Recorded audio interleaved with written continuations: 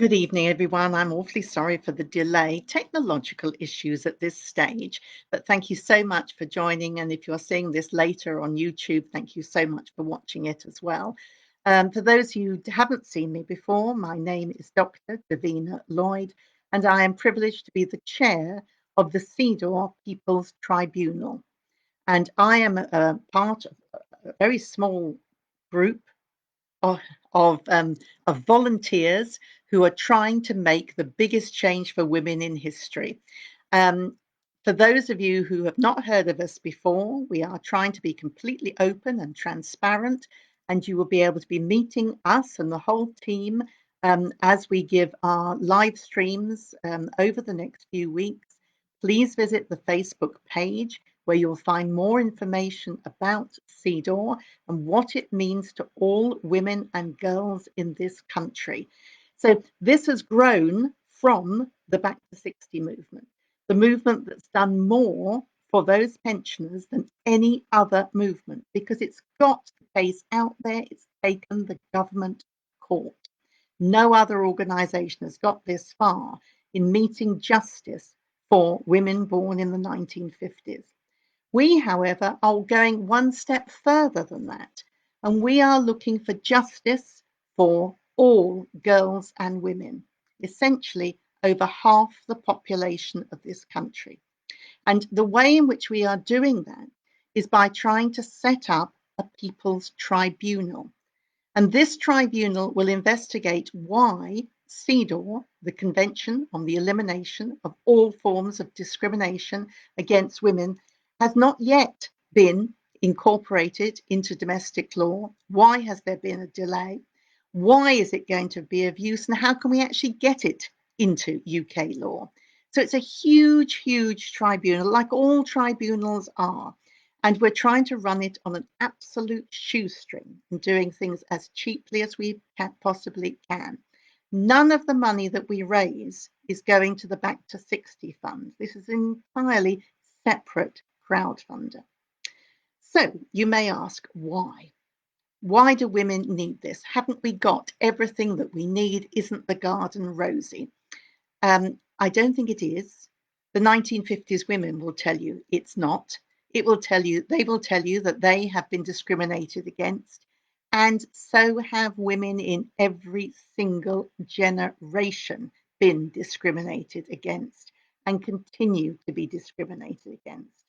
And the fallout over COVID and Brexit and everything else will make things even worse for women.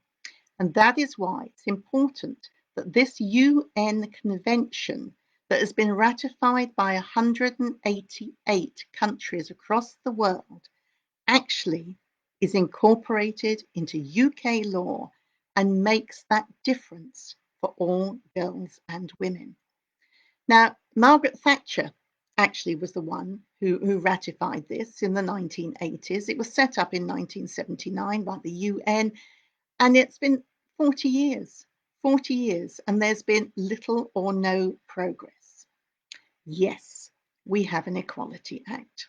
And all those women out there, including all those wonderful women in Glasgow who've just got their equal pay, helped by their wonderful union, the GMB, they realise that that didn't actually get them very far. It doesn't get you very far. There's a big difference between equality and equity, or as we call it, transformative substantive equality.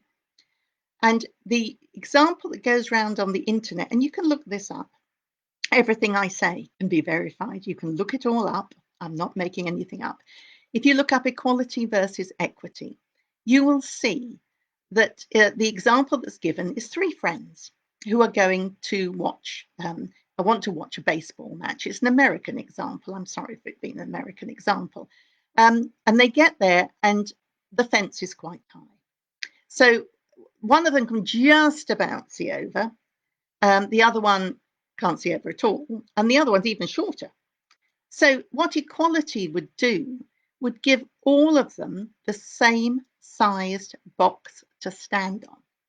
This would mean that the first one, the tallest of the three, would be able to see over with ease. The middle one would be able to see over adequately. and the third one wouldn't be able to see over at all. So what you've done by treating these three people equally is given them totally different outcomes. And that's been the issue with raising pensions to 65 for men and women, is that the outcomes have been different for men and women, and it hasn't made it equal at all. What equity would do was give them different sized boxes to stand on so that they would all be able to see over the fence. And that would mean looking at what they needed in order to get that outcome. CEDAW takes it even further, and the examples that you see on the internet will also take this further. They say, well, they don't all start on a level playing field or a level piece of ground to start with. The piece of ground that they're actually standing on might be different for each of them, i.e., there might be a difference in where they have come from to get to this place and where they're at now.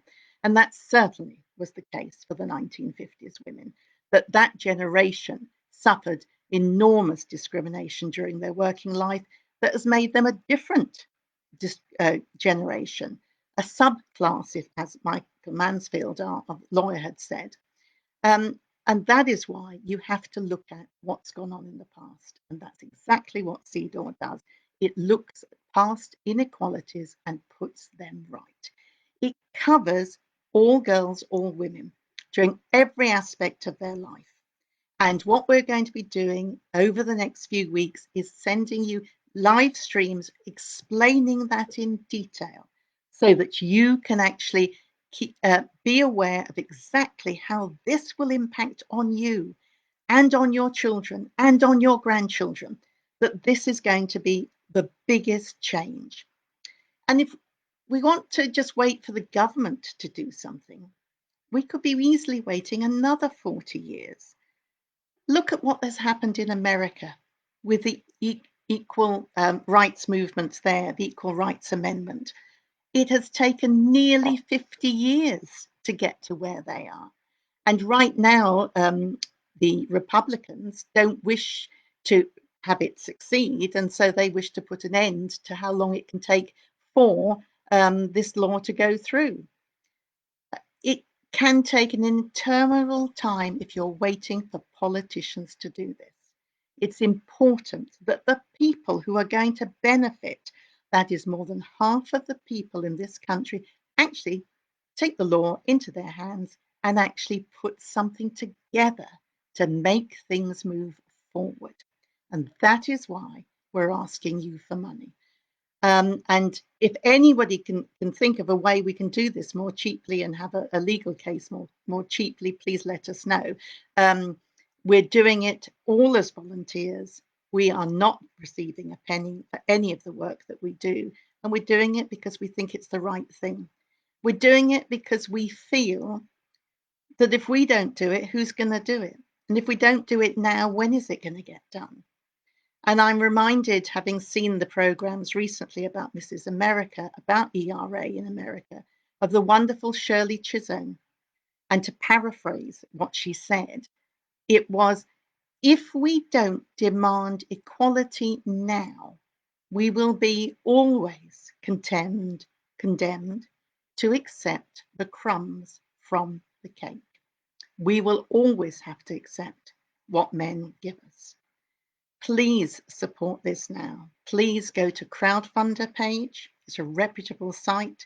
Please donate. All our donations are audited and we can track them and show you what we're doing with them. We are trying to be completely above board, transparent to everybody, and to get a public debate about this very important issue. If you need anything from us, please contact us at either through Twitter at our CEDAW hashtag, or at our CEDAW account, which is CEDAW People's Tribunal at protonmail.com. And we'll have a link to this on the Facebook page, or write to us on the Facebook page. We're trying to deal with inquiries as quickly as they come in to address any issues that you have and to get this off the ground as soon as possible. Women and girls have waited too long. Now is the time for everybody out there, and men as well. Surely, men, you must have had a mother. You must possibly know some other women of other generations. You might have a daughter. You might have a sister. All of these women rely on you. And I know we've had an awful period of austerity. I worked with Philip Alston, the UN Special Rapporteur on austerity, and I've worked at the UN with the CEDAW committee. I know that 85% of austerity measures impacted on women.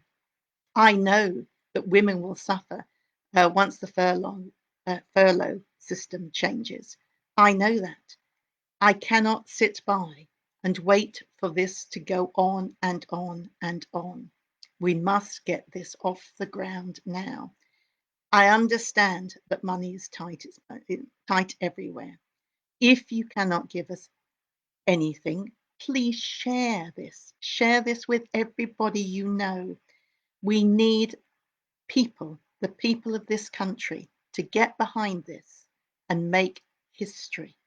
Let's change the lives, the working lives, the adult lives, the retirement lives of women in this country now. I don't want to wait. I don't want to wait another 40 years. And if you're in a union, if you're in any women's groups, please get them to get behind us as well. The sooner we reach our target, the sooner we can get underway. So let's go to that crowdfunder page. Please give whatever you can.